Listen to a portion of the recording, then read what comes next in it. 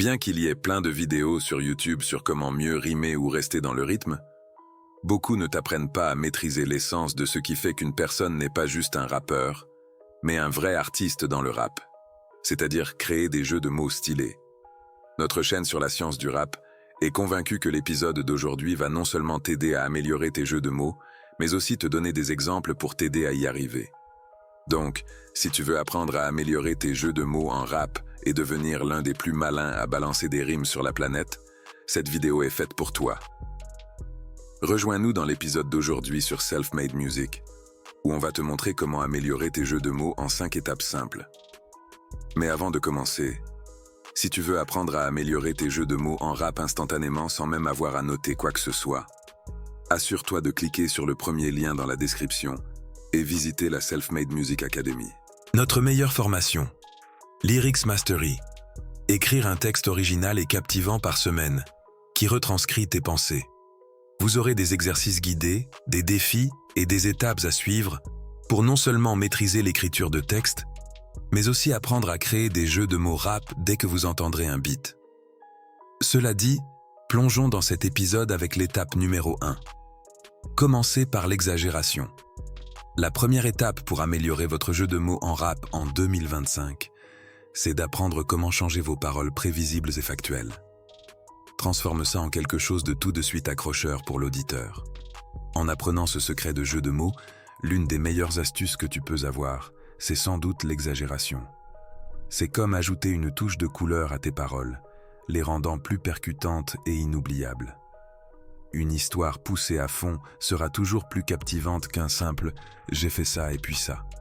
Donc, l'exagération dynamise tes mots et capte l'attention de l'auditeur, rendant tes morceaux mémorables et émouvants. Maintenant, comment peux-tu amener ce genre d'exagération dans tes propres textes?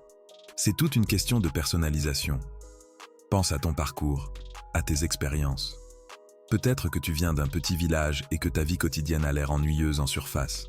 Mais avec de l'exagération, tu peux tout transformer. Ta petite ville d'origine peut maintenant devenir un royaume riche où chaque rue est légendaire. Où ton job de lycéen ne consiste plus seulement à retourner des burgers. Tu reçois des appels de Philippe Etchebest pour savoir comment gérer des restaurants à travers le monde. Et ainsi de suite. Alors, voici un petit exercice pour te lancer. Commence par noter quelques éléments clés de ta vie ou de ta personnalité. Peut-être ton éthique de travail, ta famille, tes hobbies. Maintenant, prends ces éléments et amplifie-les. Transforme-toi en version super-héros ou super-vilain de toi-même si tu es bosseur. Tu n'es pas juste dévoué, t'es une machine implacable qui surmonte les défis comme un pro. Si tu es axé sur la famille, t'es le protecteur ultime, comme le chef d'une grande dynastie. Le truc, c'est de s'assurer que ces exagérations s'intègrent bien dans le rythme et les rimes de ton rap, sans que ça fasse forcer. Quand c'est bien fait, l'exagération doit sublimer tes paroles, ajoutant de la profondeur sans perdre en authenticité. De la même manière, pour rendre ces mêmes paroles exagérées à la fois drôles et plus réalistes, suis la prochaine étape. Pour créer des paroles très visuelles, la prochaine étape consiste à concocter la petite sauce secrète qui fait que les auditeurs ne se contentent pas d'écouter ta chanson, mais la voient dans leur tête. Pense à combien ton message est plus puissant quand les gens peuvent le visualiser. C'est comme regarder un film dans leur esprit. Et toi, tu es le réalisateur. C'est ça qui distingue les grands qui maîtrisent parfaitement cet art. Ils ne se contentent pas de rapper, ils créent des mondes entiers avec leurs paroles. Tu n'écoutes pas juste une histoire, tu es en train de la vivre. Maintenant, comment crées-tu tes propres images lyriques? Commence simple. Prends ton appli de notes et note ce que tu veux que les gens pensent quand ils entendent ton nom. Tu veux qu'ils te voient comme un leader intrépide, un poète des rues, ou peut-être le roi de la fête? Peu importe, écris-le. Pense à comment tu peux représenter ça visuellement avec des images lyriques. Par exemple, si tu veux que les gens te voient comme quelqu'un avec une énorme base de fans mondiale, ne te contente pas de dire que tu as des fans partout dans le monde. Peins une image. Imagine décrire tes fans comme une mer sans fin de gens venant de tous les coins de la Terre, scandant ton nom à l'unisson. C'est comme transformer une simple déclaration en une scène tout droit sortie d'un blockbuster. Donc, la prochaine fois que tu t'assois pour écrire ton rap, pense au visuel. Quelle scène veux-tu créer? Tu veux créer et comment faire en sorte que tes auditeurs ne se contentent pas de t'entendre, mais qu'ils voient et ressentent ton histoire. Rends-la audacieuse, fais-la vive, et surtout, fais-en quelque chose qui te ressemble. C'est ta chance de créer un univers pour tes auditeurs. Une fois que tu les auras plongés dans ton univers, tu voudras les y garder grâce à des métaphores géniales, comme on l'explique à l'étape 3. Développe des métaphores puissantes. La prochaine étape tourne autour des métaphores. Ces outils super puissants, qui te permettent d'exprimer des idées complexes de manière... C'est vraiment incroyable, souvent surprenant. Pour construire tes propres métaphores puissantes, commence par réfléchir à ce que tu veux dire sur toi-même. Quelle est cette qualité ou ce sentiment que tu veux mettre en avant? Par exemple, si tu veux parler de ta confiance, pense à la personne ou à la chose la plus emblématique qui incarne cette qualité. Peut-être que Muhammad Ali te vient à l'esprit, parce qu'il est vraiment l'incarnation de la confiance et du style. Prends ça et fais une métaphore avec une phrase du style « je suis » ou « le mien est ». Par exemple, tu pourrais dire « je suis Muhammad Ali sur le ring ». Même Jay-Z a utilisé un exemple similaire en disant qu'il est le Michael Jordan du micro. Une fois que tu as compris cette technique, tu vas la remarquer partout, et ça donne immédiatement à ton public une image claire de ta confiance et de ta force sans que tu aies besoin de l'expliquer. Tu vois à quel point ça sonne mieux que de juste dire « je suis confiant ». Allez, à toi de jouer. Tu vas voir à quel point c'est percutant, ça laisse une forte impression dans l'esprit de l'auditeur. C'est ça l'essence de créer des métaphores puissantes dans le rap. En mélangeant des comparaisons avec un peu d'exagération, tu peux transformer des déclarations simples en phrases mémorables et puissantes. Encore mieux, tu peux utiliser cette tactique pour aller encore plus loin en suivant l'étape numéro 4. Utilise la comparaison et le contraste. Allez, plongeons dans l'utilisation de la comparaison et du contraste dans ton flow. C'est une technique super efficace. Cela peut ajouter une toute nouvelle dimension à tes paroles, et c'est une question de te démarquer, de montrer pourquoi tu es unique, et de mettre en avant tes réussites d'une manière qui claque vraiment.